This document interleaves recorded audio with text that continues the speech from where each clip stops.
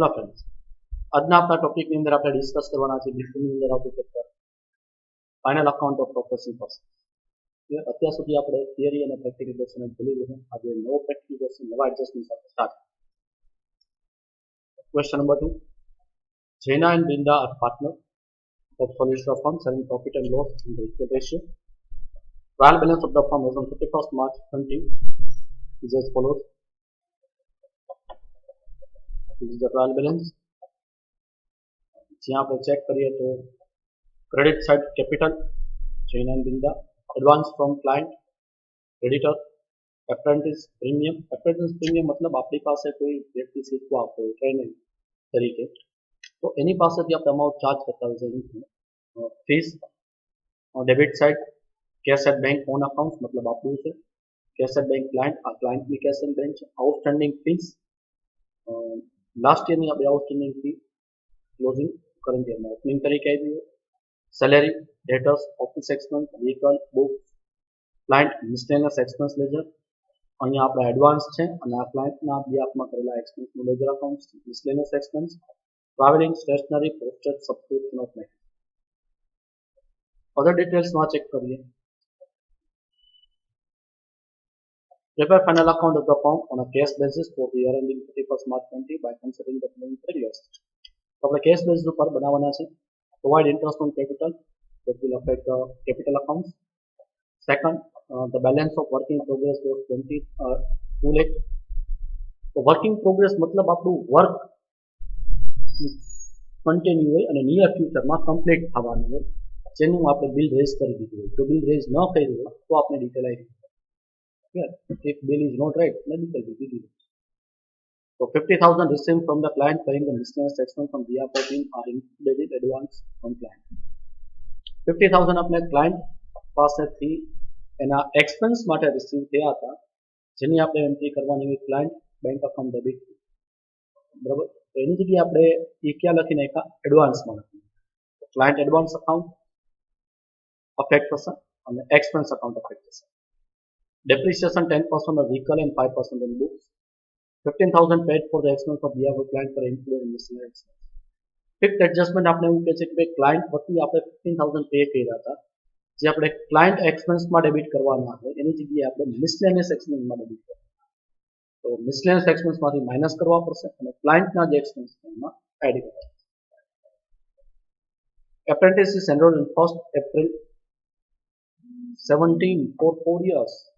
આપણું accounting year 1st April 19 થી start થાય છે અને અહીંયા આપણી પાસે આ એપ્રેન્ટિસ જે ટ્રેનિંગ છે એને આપણે જે એમ્પ્લોય કર્યો હતો, એનરોલ કર્યો હતો આપણી કંપની અંદર, એ 1st April 17 અને 4 યર માટે છે. એટલે 17-18 first year, 18-19 second year, 19-20 third year, 20-21 4 year. તો 4 યર છે. અત્યાર સુધી 2 વર્ષ પૂરા થઈ ગયા છે, જેનું આપણે ઓલરેડી પ્રીમિયમ પીએનમાં રેક્યુર કરી નાખ્યું. હવે આપણી પાસે જે બેલેન્સ છે અહીંયા 30,000, એ 30,000 છે કરંટ યર અને નેક્સ્ટ યરની હોય છે. એટલે એપ્રેન્ટિસ હવે જે આ 30,000 છે રિમેનિંગ 2 યર્સ માટે છે, કરંટ યર અને નેક્સ્ટ યર માટે. હવે અહીંયા જે એડજસ્ટમેન્ટ આપ્યા છે તો adjustment number 1 affect the capital. તો write it here, capital adjustment એ.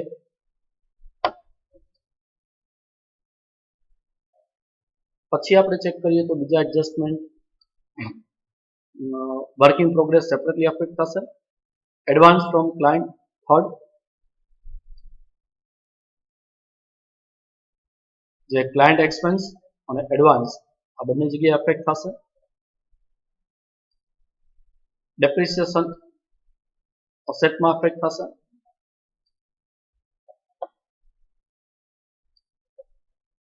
તો અહીંયા ડેપ્રિસિએશન છે વ્હીકલ અને બુક્સમાં એડજસ્ટમેન્ટ નંબર 4.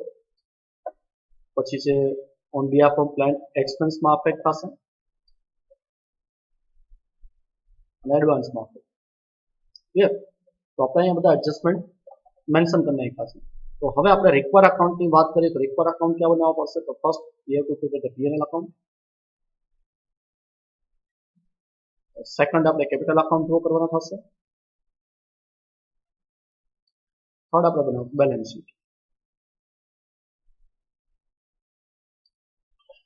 હવે કોઈ પણ એક સાઇડથી આઈધર ડેબિટ ઓર ક્રેડિટથી આપણે સ્ટાર્ટ કરશું અને ક્વેશ્ચન કમ્પ્લીટ કરશું. એમાં ફર્સ્ટ છે કેશ એટ બેંક અને ક્લાયન્ટનું છે ને આપણું છે, તો આપણી અસેટ છે એટલે અસેટ સાઇડ રેકોર્ડ કરશું.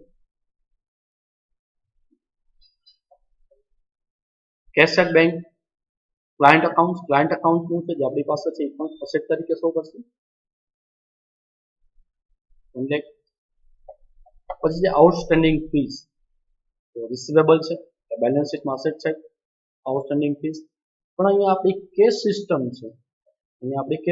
છે કે જે આઉટસ્ટેન્ડિંગ ફીસ હોય આપણે એનું રિઝર્વ ક્રિએટ કરવાનું. એટલે reserve for outstanding fees P&L અકાઉન્ટમાં આપણે રેકોર્ડ કરવાનું થશે હિડન એડજસ્ટમેન્ટ. તો P&L account debit reserve for outstanding fees અને રિઝર્વ છે એટલે બેલેન્સ શીટમાં લાયબિલિટી સાઇડ આપણે શો કરશે. પછી છે salary P&L expense, P&L debit salary expense 3 lakh. Debtor 1 lakh is the other debtors so recorded in the balance sheet debtors. And office expense 2 lakh expense PNL debit office expense in a PNL account 2 lakh. Then vehicle is a asset and adjustment number 4 એમાં affect થાય છે. adjustment number 4 શું છે? depreciation on vehicle 10% and 5% on book. તો આપણે asset side લખીએ vehicles જેની value છે 12 lakh અને બુક્સના છે 6 lakh. So 12 lakh less depreciation 10% of 12 lakh 120 outer column 10 lakh 80,000 is will be debited in P&L vehicle books vehicle ના 120 clear. પછી છે books 6 lakh depreciation 5% 30,000 net value 5 lakh 70,000. depreciation books નું આપણે P&L માં debit કરી નાખીએ 30,000 એટલે નેટ આપણે મળી જશે 1 lakh 50. So vehicle and books complete.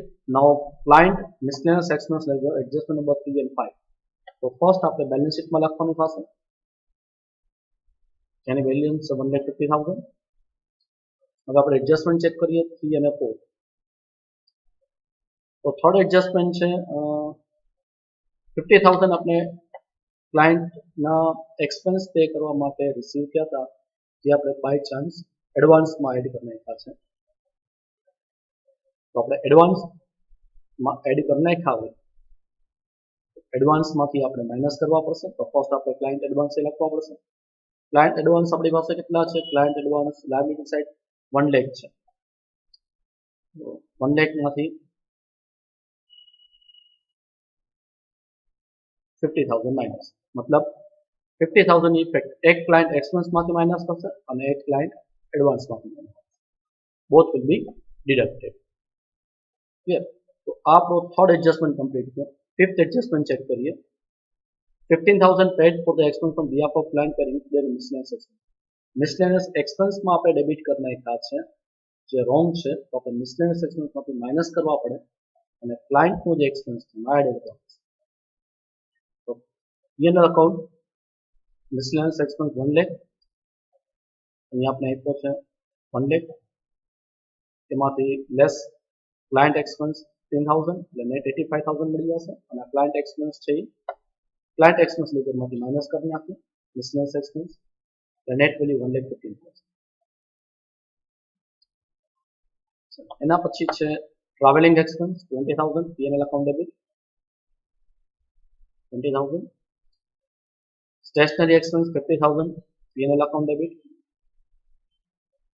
Stationary expense 15,000. postage 25,000 P&L account debit postage 25,000 P&L account debit. subscription and magazine expense P&L account debit 90,000 subscription of magazine 90,000. debit side complete. Now credit side capital adjustment number 1. so first આપણે opening capital 6 lakh and 4 lakh લખી નાખીએ અને adjustment શું છે એનો adjustment છે 10% interest on capital 10%. 6 lakh 10% 60,000 4 lakh 10% 40,000. expense છે P&L માં debit interest on capital જેના 60,000 ઇન 40,000 ટોટલ 1 lakh. ક્લિયર?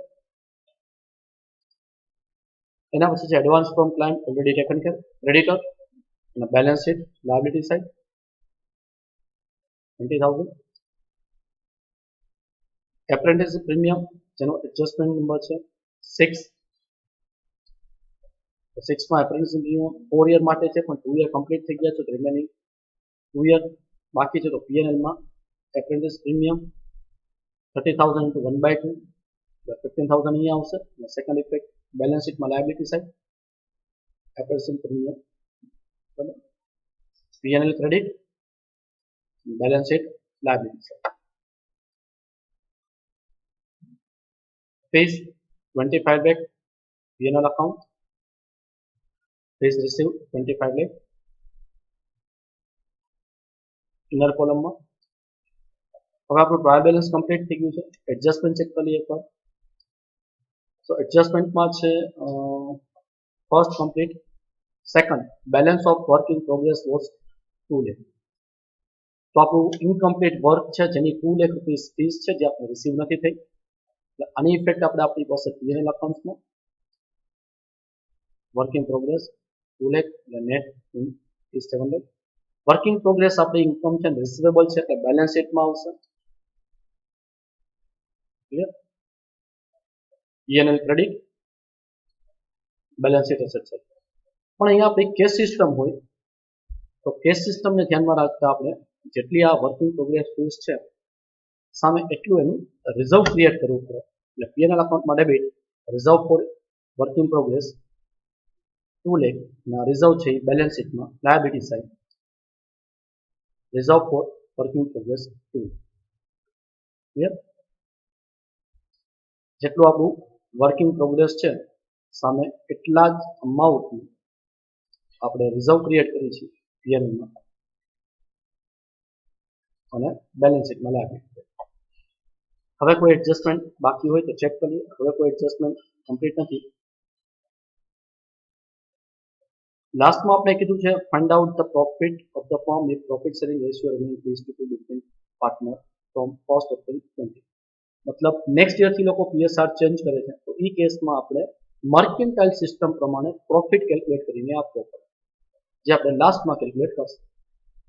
હવે બધી ડિટેલ કમ્પ્લીટ થઈ ગઈ તો ફર્સ્ટ આપણે P&L અકાઉન્ટ ક્લોઝ કરીએ. P&L અકાઉન્ટ ક્રેડિટ સાઇડ 27,15,000 એટલે આપણે ડિફરન્સ મળશે 10,30,000. જે આપણે પ્રોફિટ શેરિંગ રેશિયો ઇક્વલ છે તો PSR ઇક્વલ છે એટલે ઇક્વલ રેશિયોમાં નેટ પ્રોફિટ જઈને 5,15,000 ઇન ધ 5,15,000 અને આ આપણે લખી નાખ્યું કેપિટલ અકાઉન્ટમાં. એટલે ટોટલ કરી નાખી કેપિટલ અકાઉન્ટનો ક્રેડિટ સાઇડ 11,25,000 જઈને 9,55,000 ઇન ધ એટલે આપણે ડિફરન્સ મળશે બેલેન્સ. જે બેલેન્સ છે કેરી ફોરવર્ડ થશે બેલેન્સ શીટમાં. કેપિટલ જઈને 11,75,000 ઇન ધ 9,55,000 ટોટલ 21,30,000. ટોટલ કરી નાખીએ બેલેન્સ શીટનું 29,50,000 બુક ટુ સાઇડ. હવે આપણે એવું કીધું છે કે જો પ્રોફિટ શેરિંગ રેશિયો ચેન્જ કરવા માંગતા હોય અહીંયા જે લાસ્ટ લાઈનમાં આપ્યું છે તો એની આપણે અલગથી વર્કિંગ આપવી પડે. ક્લિયર? તો એ નેક્સ્ટ પેજમાં આપણે કરીએ.